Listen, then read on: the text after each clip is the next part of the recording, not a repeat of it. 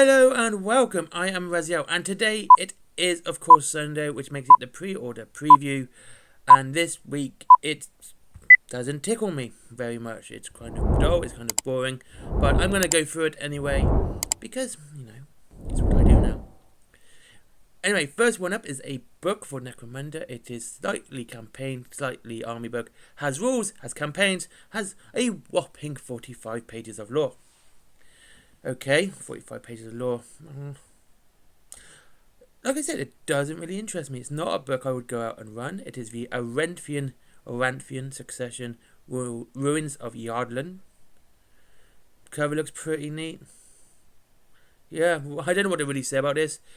Then there's part 3 of Succession campaign entitled The Fall of Halmoir, which follows the forces of Ossatium and the Prophet of Redemption. I mean, if you're doing it, might be interested. If you're into NECROMUNDA, this probably would be up your alley. But I just don't find that a skirmish game such as NECROMUNDA needs this many books. There's more books for NECROMUNDA than there is for Horus Heresy. And yeah, I don't know. It just seems a bit weird to have so many books for such a small game. It's a skirmish game. It doesn't need dozens of books. But it is all NECROMUNDA. And next is actually something I kind of like, because it makes me want to convert it for Sentinels for Astra Militarum. That is the Vansar Ash Race Arachne rig. This is a cool looking model. I do like it. I like the extra arms. And yeah, I would definitely kit bash this. This will be converted into a Sentinel for my Astra Militarum. It looks really cool. Definitely work. I think it would look great for a Catachan army. I do. Give it a nice jungle feel to it. It has a very animalistic feel. I do like it. Definitely keep it all covered up and not have that head showing at all. That would not be something I would show.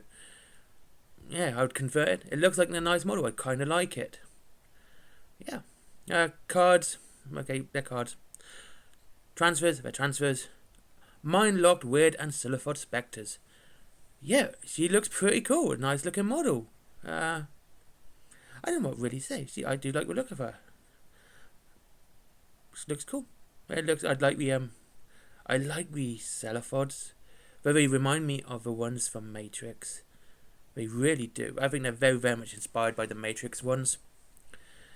Yeah, I gotta say, I do like the old school look of her. Actually, I like that. Like the bigger hands and bigger feet, really do give it that super heroic pose. Yeah, I think they look cool. I would, like I said, not so. Actually, I would probably. If she was in plastic, I would definitely use her as a weird psycho for Astra Militarum.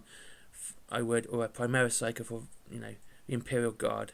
She would definitely fit well into that, especially for Catachan again, with her vest and her look. Yeah. It's a pity she's Forge World resin. Okay, it's a bit of a shame. I don't like that.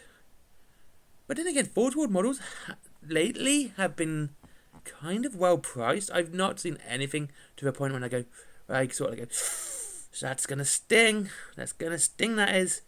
The last one was a Preorder, which was £27.50. So I don't know. I might actually double check this one when it gets announced next Friday and actually see what the price is like. Forge World is kind of different from Games Workshop with the prices. I can usually check most Games Workshop prices the day, like tomorrow morning, but Forge World is a little bit different. I mean, she looks good. I think depending on her price, I would definitely put her in the Imperial Guard. Get rid of those Celipod Spectres. They look good, but I wouldn't have use for them. But her, definitely an Imperial Guard model. Vansar Ash Race upgrades. Resin upgrades. Forge World. Yeah. They are what they are. Not much I can more say that. Okay, made to order. Space Wolves stuff and other stuff anyway. We have quite a lot here. First lot is Space Wolves with Lucas the Trickster, Terminator, and I suppose I call it an Ancient now. Then you have Artemis. Such a great looking model of it. I like. It's a shame that he was taken off, because also he's plastic. You have the Captain Brothers Stern, the Priest Blokey, and then of course the Servitors as well. I mean, there's so many good ones that they've just sort of taken off but not replaced. Especially Lucas. Lucas is a fantastic model. Has a great book about him as well. Artemis is one of the best looking models, and is an old style. It's actually started off in a bigger scale. He started off in the game Inquisitor, and he was a massive model for it. I'm not even joking. Like, he was the size of a dreadnought easily. Yeah, he was massive and made of metal. He was fantastic then. And then he's the only model that actually him and Chernobyl and Eisenhorn were the only ones that got made in that scale and this and 40k scale. Yeah, they're again made to order. So there you go. This is from as always, it's a really short point of time. They're available for a between 10 a.m. local time on Saturday. You've got 9 days from next week. Okay, so if you want them, grab them. If you don't, even if you're just on the fence, just don't bother.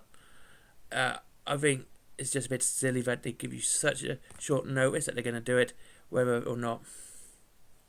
As well, it's just a bit silly, to be honest with you. It's short notice. You have little time to really do it. If you're on the fence, just don't bother. Honestly, if you want to get one of them, get them. I just don't like this idea that you've got a week. You've been given a week, and then you've got a week to do it as well afterwards. You know, it's just short notice and short time frame. Traitor Council, Champion Council, better than the Loyalist one, but you can make yourself a better one. Forge World, about £27.50. Like I said, it's not badly priced. I know some people like it. I just don't think that these sort of models should be sold. I think they should be kit bash. That is my opinion on these, and it always will be that opinion, because I think there should be something unique to the player, rather than having a model that you bought. And then you got the latest chapter of the Siege of Terror, the End and the Death Volume 2. There you go. It's answering almost as many questions as it poses and accumulating in a definitive vision of the duel that has lingered in the background for real-time decades. Yeah, so basically this is the last part of this is the Sanguinius and Horus duel, okay? That duel wasn't that long. Like, if you read the old lore, it was pretty brutal on the side of Horus. Horus just dominated it, and to the point that he just strangled. That's how he killed Sanguinius. He strangled him. It wasn't like any brutal. It wasn't like a big stabbing or fight. It was literally just grabbed him by the throat mid-jaw and just squeezed the life out of him. That was how he died, and it was to the point of how brutal that was to Sanguinius that Blood Angels they did for a long point, want that Talon of Horus. They wanted it, and they wanted it destroyed because of what it did to Sanguinius. So, it just seems really weird to have this stretch out into 3 novels. It's not that big. It's not that big. Okay. And with that, you get the limited edition 2,500 copy leather-bound book volume. I don't care anymore. Like, honestly, it's a special edition. I don't care. I have the author's signature, and I didn't have to spend 40 odd quid for it. I just bought it for £2 in a charity shop. Yeah, there you go. That's your for those who think this is so worth it, and all you scalpers. I bought a signed copy of Arm of Contempt for £2. There you go, scalpers. That's how much it's worth. Wordbearer is the omnibus. I like omnibuses. This is the Dark Apostle series, which was really good. I like Dark Apostle. That was a good book. That's a very good book. Peter's a bit dopey on the front though. He looks a bit weird. Don't like that artwork. I mean, Anthony Reynolds. Yeah, these are bad books. They are. Yeah, the other ones I'm thinking of.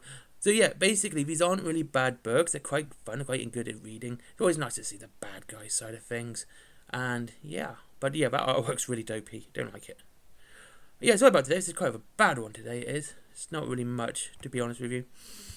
So yeah, there you go. That's this week's pre-order preview. It's not much. I'm not that impressed. I do like the Vanzar Arachnoids. They're pretty good. The Weird is cool as well.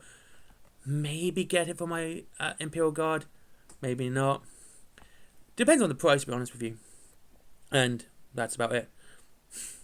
I will wait for the definitely end to be on paperback before I buy that too. And there you go. Thank you very much for watching. I hope you enjoyed the video, and I'll see you all again soon. And as always, if you wish to save money on your Warhammer, there is Wayland Games, up to 20% off and free delivery up to £20. There is Forbidden Planet if you like geeky stuff, and there is my comics, merchandise, and everything else. And also Patreon. But as always, treat yourself to something nice, because you're going to support the channel either way, and I'd rather you do it that way rather than just giving me money. But I'm not going to say no either. Have a great day, and I'll see you all again soon.